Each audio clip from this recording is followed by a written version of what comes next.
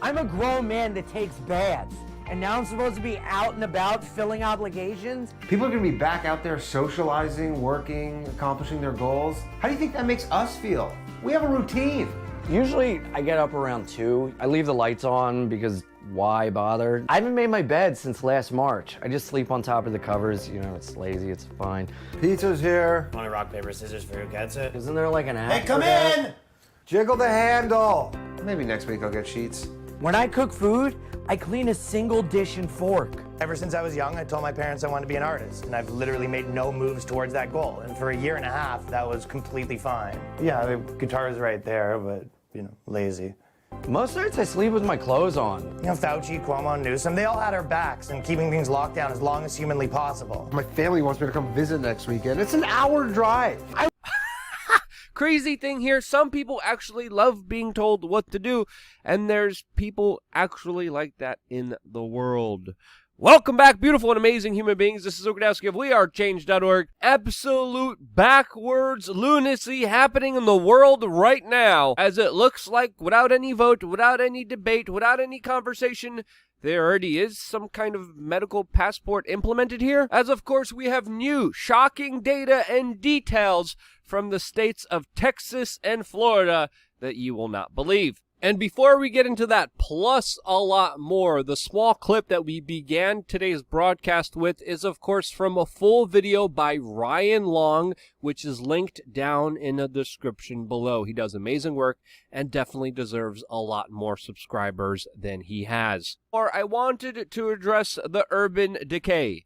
No, not the urban decay outside of gate D14 at the Miami airport where there was a recent conflict at, but just the overall urban decay that's happening all throughout the United States. Now, being an avid traveler, visiting some of the biggest cities in the United States just this year alone, I think it's fair to say that something's happening, and it's definitely not good. We are seeing waves of violence, crime, and assault escalate dramatically, especially against women in places like New York City. That is also seeing a tremendous spike in shootings in predominantly democratically run cities, states that, of course, let's be honest here, implement policies that have a direct correlation into this new wave of human suffering that is dominating big cities. In New York City, shootings went up 77% in a year, predominantly with the use of pistols, with people of color predominantly being the victim and the aggressor here. We have to understand that this is a major problem, that with more democratic rule, more democratic corporatist policies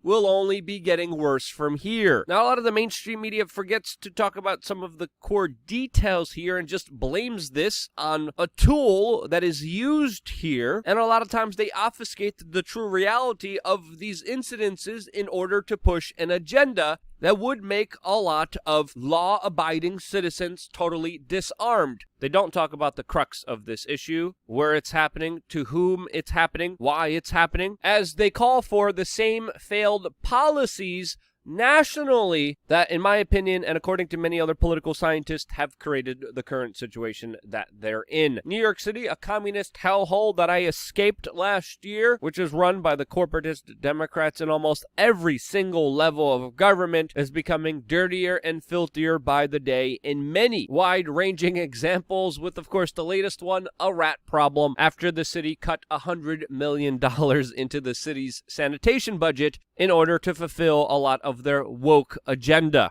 I'm so happy that I was able to leave that smelly, trash-filled, that hipster and yuppie-infested hellscape. And in large part, I was able to escape because of your support on WeAreChange.org/donate. Your support is greatly appreciated, especially with us being fully demonetized. I will have a very important video on LukeUncensored.com today, specifically focusing on the larger context of what's happening in India and more of the troubling signs from places that implement the establishment policies the most. Lots to get into. It will be right after this video, specifically on LukeUncensored.com. Click the link down below to find out more information about it right now. Now, just jumping into our main story, if you remember, almost a year ago, we told you that Sweden would be a very important case study to really fully understand the larger consequences of what's happening in this world. Joining Sweden and the United States, we had few states like Texas and Florida recently implement similar measures. Now, the case of Sweden, again, to be intellectually honest here, is very complex. It's not just as simplistic as I made it, but I think some of the preliminary data found through the case study of Sweden and last year do specifically highlight a lot of important information that is worth considering, especially on the backdrop of this latest information and the data coming in from states like Florida and Texas that are fully open,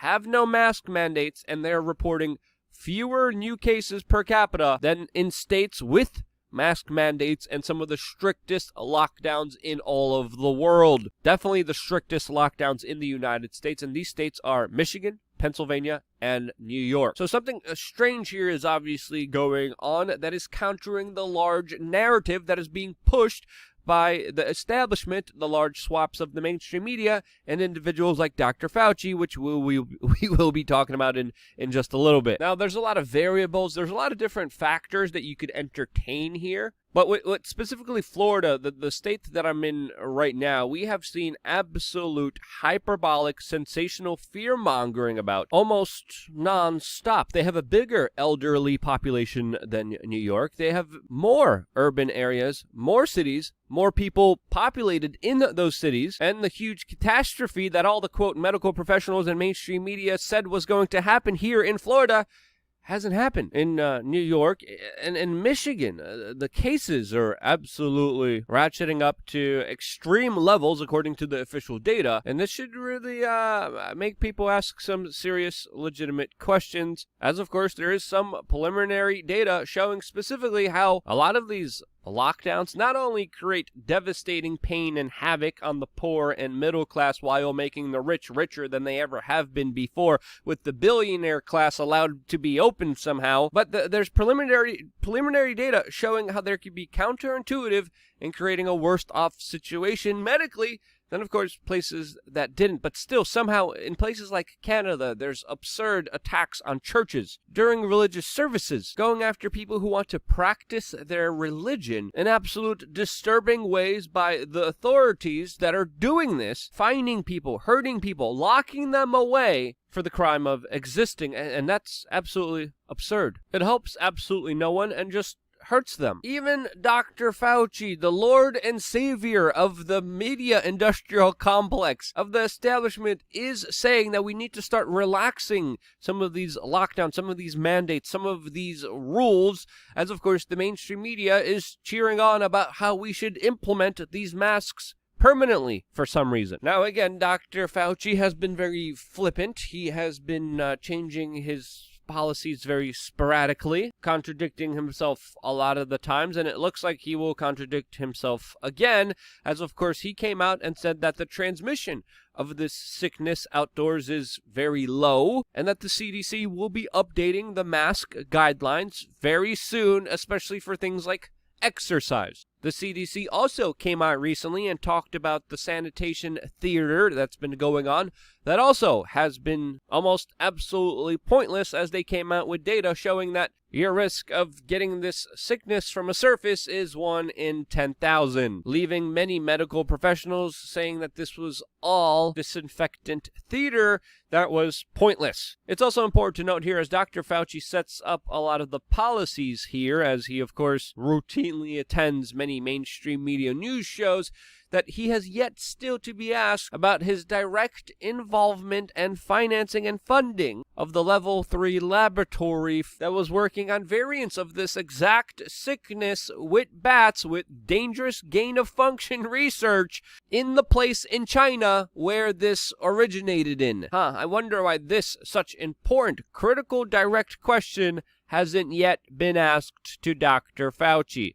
In related news, we have this article from the Washington Times that talks about how they worry about how hundreds of U.S. scientists could be compromised by China. As of course, the National Institute of Health just released information that more than 500 federally funded, taxpayer-funded scientists are under investigation for, quote, being compromised by China. This is not a joke here. We know Chinese spying, hacking, and intrusions against the United States have been absolutely common. We know that there's been a large swap of intellectual property stolen, specifically even gain-of-function studies stolen by the Chinese spy agencies. We know the Chinese routinely subvert the United States economically, especially in the field of biomedicine. And honestly speaking, from my research, my analysis, if our medical community was compromised by the Chinese government, this would not be a surprise to me. Again, explosive article by the Washington Times.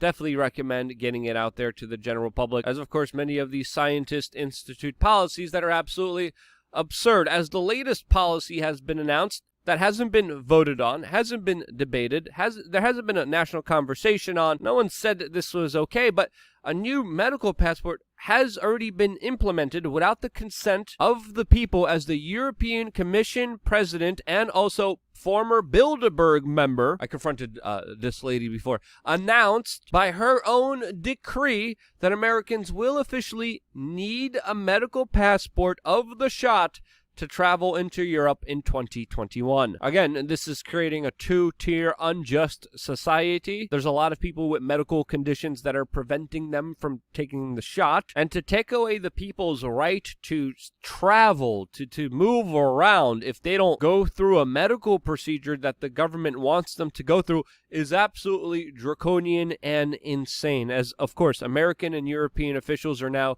discussing on how to create this medical certificate that the European Union announced that, quote, all 27 member states will accept unconditionally. This definitely sounds like rule by decree rather than the absolute law of the governed even having any say about this. This is essentially the return of the monarchy here and is uncalled for, should be pushed back against, and is absolutely troubling to say the least. And we have to ask ourselves, why aren't people with natural immunity allowed to travel, as of course many medical professionals have come out and described how people who have natural immunity from this sickness shouldn't get this procedure because, one, it's unnecessary, and two, it's leading to complications. And it would be more rational and understanding, even according to the official story, to allow people who have antibodies and are immune to be allowed in. But no, they're not doing that. You have to have their shot in order to see your family, in order to go to a funeral, in order to go back to see other loved ones. I mean, this is absolutely crazy and totally backwards, as individuals who were previously screaming, "My body, my choice,"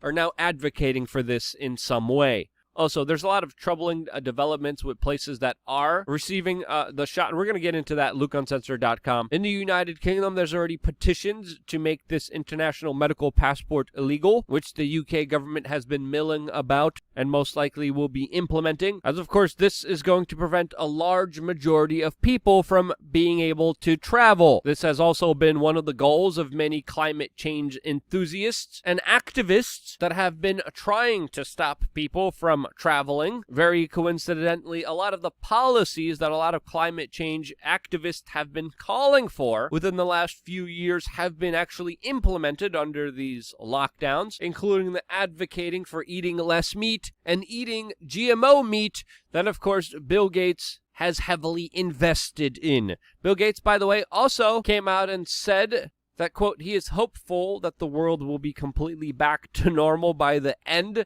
of 2022, even though it was just supposed to be 2 weeks. Bill Gates also, by the way, is expanding his ventures and investment into New York City. This is almost like the plot line from the original RoboCop. If you haven't watched that movie, I definitely recommend you go check it out. As, of course, many people are fleeing New York City, and Bill Gates is expanding into it in a very opportune way, as of course he is enriching himself to wealth that the world has never seen before. Also, a person heavily invested in the shot that also is making him even richer from here. How convenient for him, to say the least. Again, I got a lot more I need to get into. I need to say 50 cents a day, LukeUncensored.com. It's going to be very imperative.